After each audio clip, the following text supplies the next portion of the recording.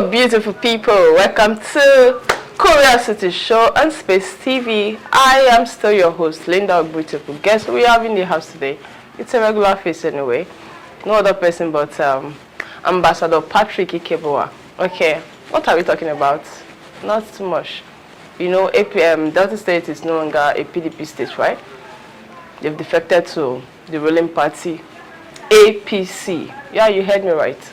Although the rumor has it that, it's because they want their sins to be forgiven and all of that. Hence, they had to defect to APC. But let's hear Honorable Patrick, because he was one of those who moved with the governor to APC.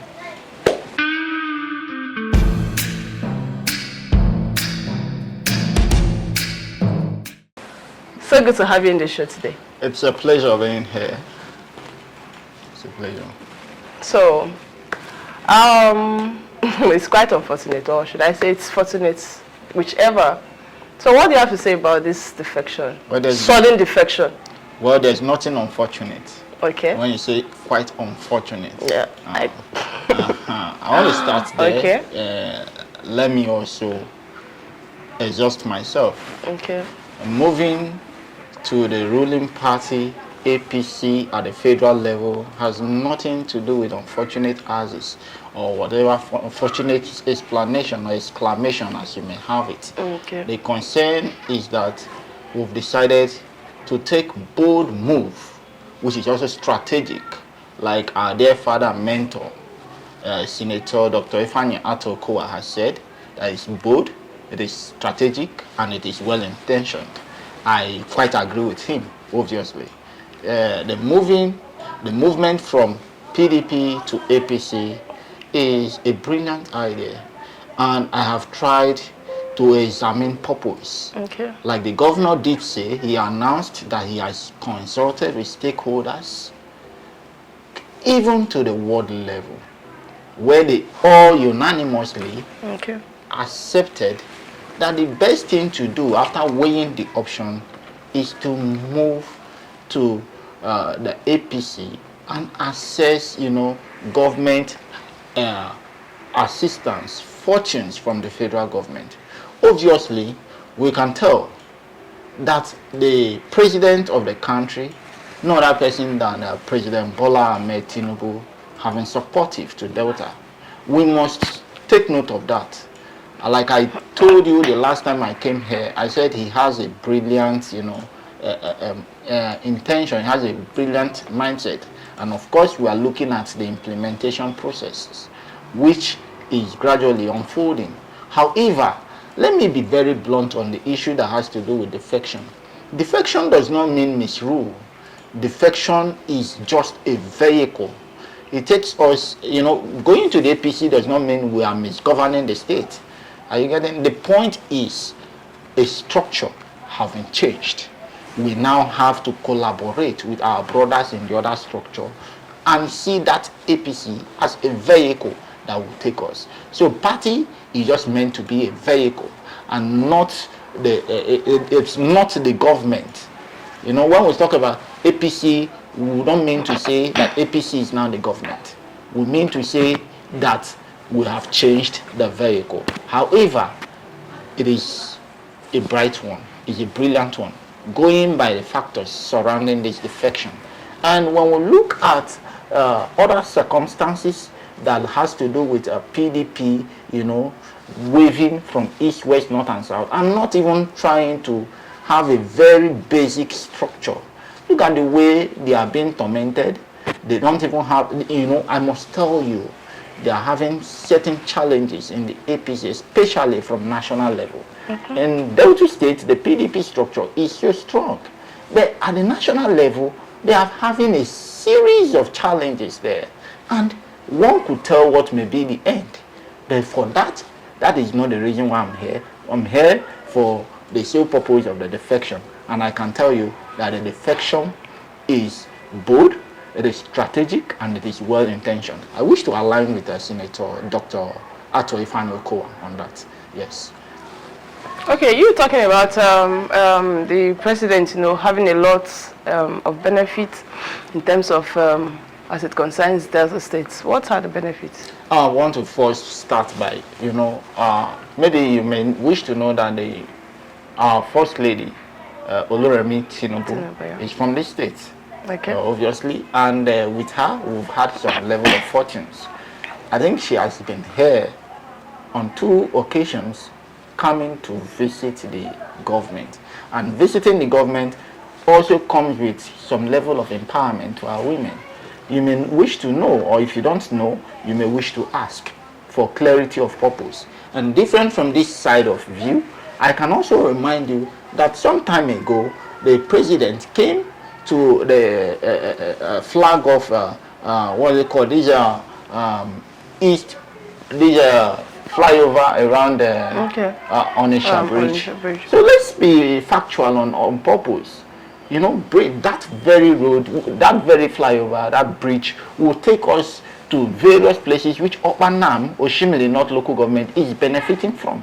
Ibuzo, Oshimili, not local government, is benefiting from. I am from Oshimili North, so when I speak boldly on Oshimili North, although we are all Deltans. Now, Oko is going to benefit from it, and several other communities in Delta State. We know what it takes to construct a bridge, and we cannot, underestimate that effect in our life.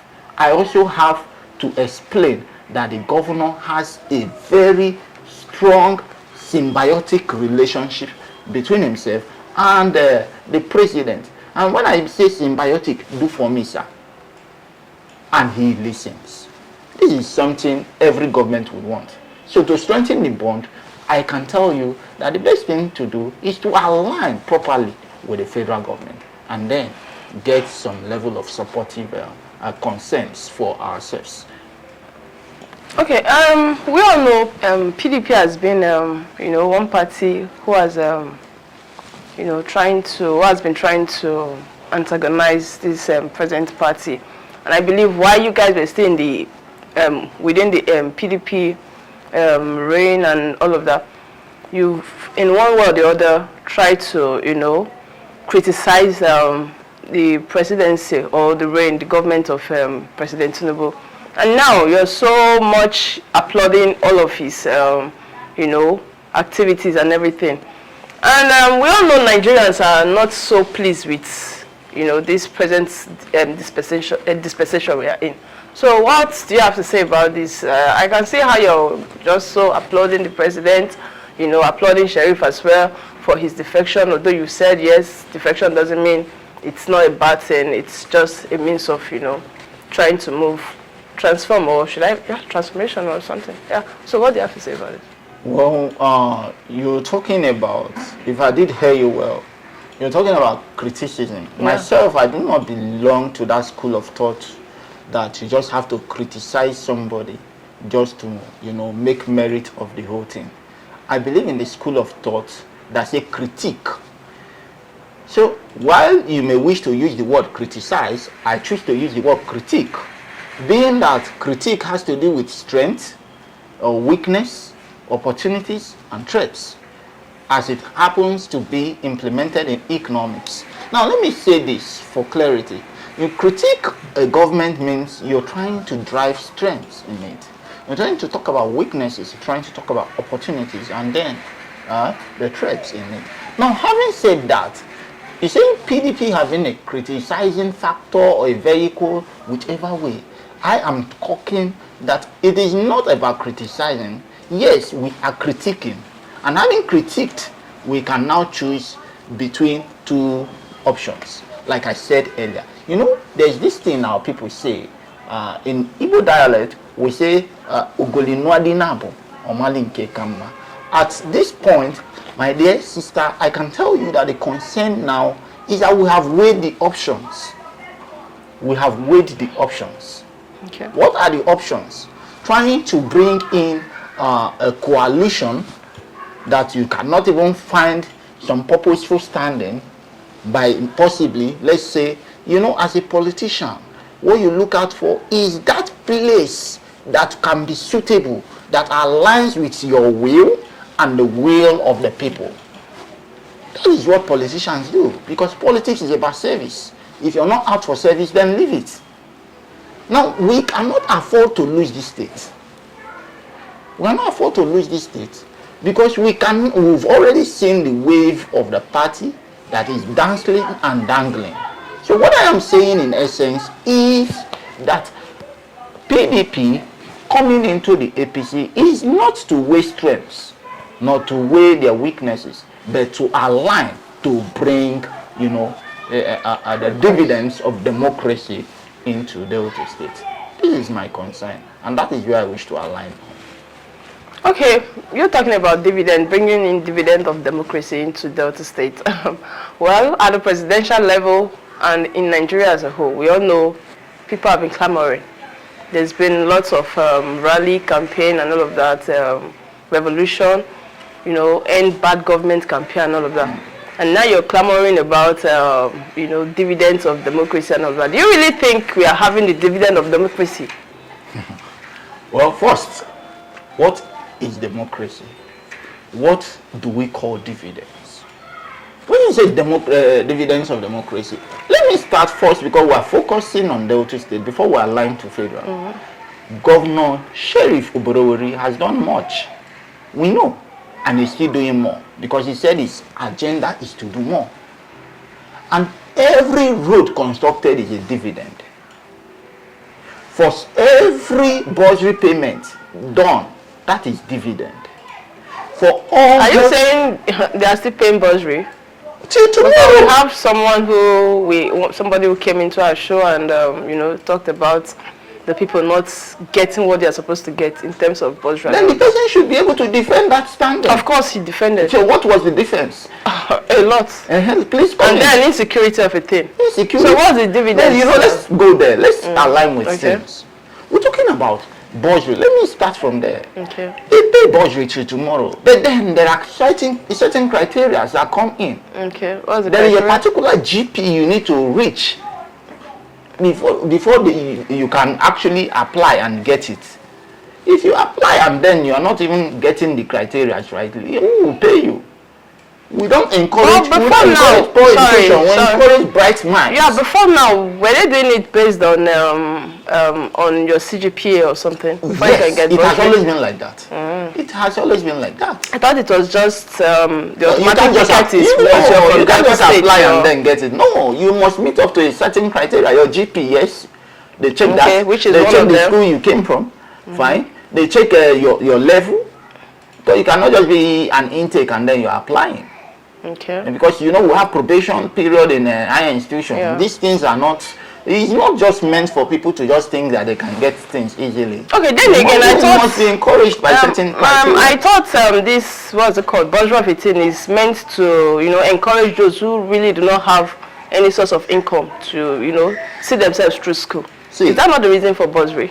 Bursary is meant to support the students. Yes. We understand what the students are facing. Yeah. There are other measures. I want to tell you that during the reign of Professor Andy Egunyenga as a DSU VC, he implemented something like when you say learn, work and earn.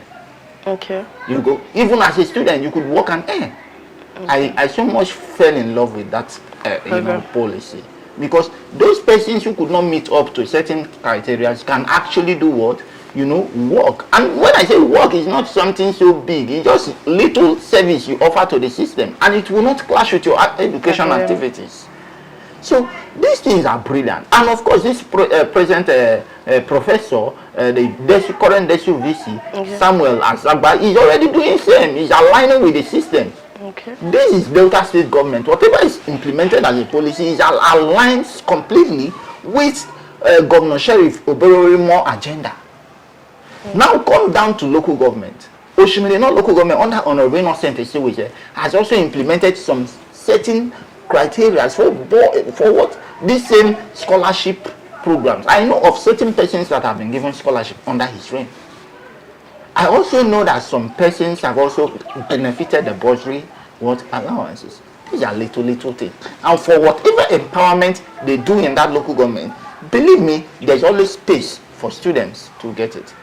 And for you coming, in a criteria when you think about is to pay for students, there must be certain things you do. There must be certain things you do, because they say if education is too expensive, you try ignorance. And so let me tell you, for you to indicate interest on a very particular thing, you must show determination to succeed. And that is the way to go. Okay, let's hope this dispensation brings us good in Delta State. Sure. So what do you have to say about the insecurity in Delta State at the moment? You know, I like to understand what you say, insecurity in Delta State. Of course, we hear on a daily basis kidnap of Delta citizens and all that. So let's just yesterday, sorry to cut you short, just yesterday we heard that Harrison Gwamushi went to Edo State, you know, to pay some ransom of 10 million for 2 persons who were kidnapped from his community. So, and there are lots and lots of those killings. And let me state this, because you're on camera. Ransom is not a legal statement. So I would not want to align completely with you saying ransom. Who knows about ransom that he paid for? However, I am not trying to undermine the worries and concerns about insecurity. As much as you know about insecurity, you also need to know that there are more measures that are stepping forward to cushion these effects. Please, much that you've heard is also much that you need to hear. Okay. Because I do not believe in hearing from this part without hearing from this part. It's not what it's. Go to the state division as a journalist. These are your duties. You go to the state divisions and get some findings. Now, the findings could tell you today that on a steady ground, the what they call the headquarters, the Delta State Command, they are actually catching a lot of them. Except you are not following this PRO of police, Bright Idafe. You would see that they are also making some level of successes, as much as they are actually going after them. So while we, you know, castigate the challenges of these crime conditions and worries, we know that a lot have been proven that it's not even Deltans doing this, but invaders trying to do this. So those who are actually invading our states and doing this, because the law accepts us to live as brothers, as Nigerians, we can actually, you know, accommodate everybody, but we cannot tolerate insecurity. As a government, we are not going to tolerate insecurity, and we are fighting every tooth and nail to ensure that we nail all culprits, suspects, and what have you in the business of committing crime in the states. Okay, that's a good one. So, you're still here to tell me some of the what's it called, benefits we are expecting from the presidential level, and you know, this collaboration between the head and the state government. There are lots of benefits. Okay, one of which is, or some of which are, benefits as a state government. Now let's be factual on this. I have some challenges when I see people who are old coming for councillor, to come and contest for councillor. Let me just start from there. Elderly persons contesting for councillorship that should be ordinarily meant for you know, 20-something years people who are just bright, living institution and trying to understand themselves. Okay. You know, some positions, if not for this government of Okowa and of Sheriff that has come recently, giving attention to the youth, I wonder what the youth would be like in years to come. 50-something years persons are also claiming youths. Of course. Yeah, even to their community service, saying they are youths, and they are fighting very, very diligently because they want to contest for president. They want to contest. There's no example at the presidential level. We have. No, that's what I'm saying. The concern now is that having to navigate through this process, you can even believe me that there will be more opportunities. Those persons who are actually 60-something years and they are commissioners here, 50-something years, 70-something, trying to navigate into the corridors of power can actually get elevated. Why we the youths step up? Because it is under the civil service rule, and think when you get to 60 years, you should be winding up to retire. So when I feel when you get to political service too, public service, there are certain age you get to, and you just either you leave that stage and move on, or you retire so that others can come up. Because it will be wrong for, you know, the leaders to keep training the youths after higher institution and all of that. So on that age, I want to tell you that it is possible for you to, you know, that would also help the youth to transition into becoming men. Because at 30 years, you are already a man. And even at 25, you are stepping up in life and you should be able to do certain things. My dear sister, you see, this youth inclusion is necessary in government. It's very necessary. Otherwise, you see youths who are knowledgeable, who are educated, trying to become bullies, trying to steal, trying to manipulate, trying to cause insecurity and all of that. But aligning with the federal government gives an edge for others to, you know, step up while some come up. I make emphasis on this, knowing that it will be so wrong for somebody, you know, just imagine a father who may have gotten up to 70 years, still taking care of a child of 30, 35 years, despite educational pursuit having completed. It will be so wrong. And then they are already in the corridors of power. They are still taking care of it. While we are supposed to take care of our parents at that age. Sometimes I begin to look at these things and let's face reality beyond political sentiment. So do you think the government of President Tinubu is going to give us this opportunity, give the youth the opportunity? How? Without personal interest? When we say personal interest, what is personal interest? Symbiotic relationship. Every personal interest comes with relationship. We all know he's trying to bring up his son now to become the governor of Lagos State, right? I can't tell what you're saying. You are just saying it is. See, anything that has no evidence cannot be proven. But it's all over the media. Listen, what media? When you say media, you are a journalist, social and I expect you to align with certain things. Anything coming from social media, does that make it real, authentic? Okay, what do you have to say about this Nance president coming out to say he was being harassed by Sheikh Tinubu? Nance president saying I can't say anything on that. These are private you haven't issues. Seen it? These are private issues. Yeah, just because he refused to give him support. Support on one ground? Politically. These are private statements. I've not seen anything on that. Okay. I cannot make a statement okay, probably. On that. Okay, you've not seen it. No, then I can't make a statement. I think on then that. you have to search. Well, okay. Meanwhile, it is where on social media. Yeah. Any newspaper? Yeah. I think one of these newspapers has carried it. Okay, that's fine. For now, I cannot tell you much about that because I have not seen, I have not read. So I cannot go deep into depth analysis on that. Well, my concern now is, do you think President Tinubu is going to give the youth, because you're talking about youth inclusion, do you think President Tinubu is going to give us this platform, give the youth the platform, you know, to come up? Now, let me tell you what. To take over leadership. Yes. Because, yes, I understand the path you're driving from. At this time, the youth are supposed to, you know, be inculcated into power. Teach them the ways to go and all of that. Yeah, you get. But we are not seeing all of that. Are there no youth persons in his cabinet now? How many? Please, these are things you need to source for. So no, as a journalist. No, which do you know? You need to look at the SSA position on media. So you need to know. What do we have there? You're a journalist. I expect you to know. You tell me. Yes, I don't know. You refresh my memory. I want to also tell you the Minister of Youth is a youth. ODC. When we're talking about youth, it's for something. You should know.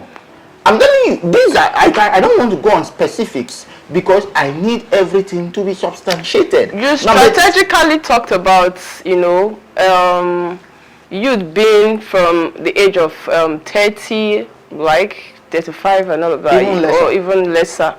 I can't remember you saying a youth, although there is no age limit according to what you said as well. Some people are youths. Yeah, some people even at 50 plus, some people are still saying they are youths. Okay, so now, are you trying to contradict yourself or something? There is no contradiction. Maybe you should just take time to understand what I'm saying. Okay, so what I'm saying in essence is this: youths are coming up. Okay. Even at 40, some people are still youths, and we still have youths at heart. But what I am saying in essence is that you will see somebody who is even docile, 60-something, 70-something, and still a special advisor. to But our president is not docile. He's no longer. I am not talking about president. And we have a lot of them in our political corridor. Look at government precisely and you understand what I'm saying. In looking at government, you do assessments, critically evaluate. There are things I feel we should be doing. Look out for, before now, government used to look at, the academics.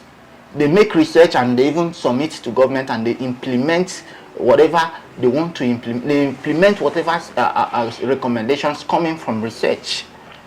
It is no longer narrowed towards that strength. So I feel there are a lot of things that you should do and there are a lot of things that should be communicated, because youths are the people really going to school and coming out fresh. Yeah. So the knowledge should be adopted. It should be adopted. They should give prime attention to education. And in doing that, youth inclusiveness is necessary, which Delta State government has actually, keyed into. They are keying into it strategically. Commissioner for Environment is a youth in Delta State. Commissioner for Science and Technology, a youth. We must look at things the way they should go. Most of these local government chairmen are also youths. And look at it. If the state government can give such privileged affection and attention to youth, it means that when we align completely with the federal government, some persons can also step forward and more will now step forward too. Okay. It should go by stages. Okay, now you're talking about, the SSA and all of those who are youths. Don't you think that was from the platform of PDP? And now you're in the APC. Looking at the APC caucus, we'll see that most of them are, a bit older. And all of that. So don't you think youth no longer have that opportunity, to come into government or the corridor of power? Government is not about party. Okay. Party is a vehicle to governance. Sure. It is not governance. That's how it's supposed to be. And that is how it is. Even if you think that's how it is supposed to be, I am working on what it is. That is the knowledge I have.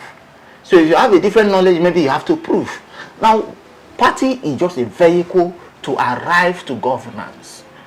It is not governance itself. I don't have to prove. I believe we have eyes, you have eyes as well as I do, and you're saying we are all, educated. We read news every day, every now and then, news coming up, about government and all of that. So it's not really specific. It's not like I have the government of the day at heart or something.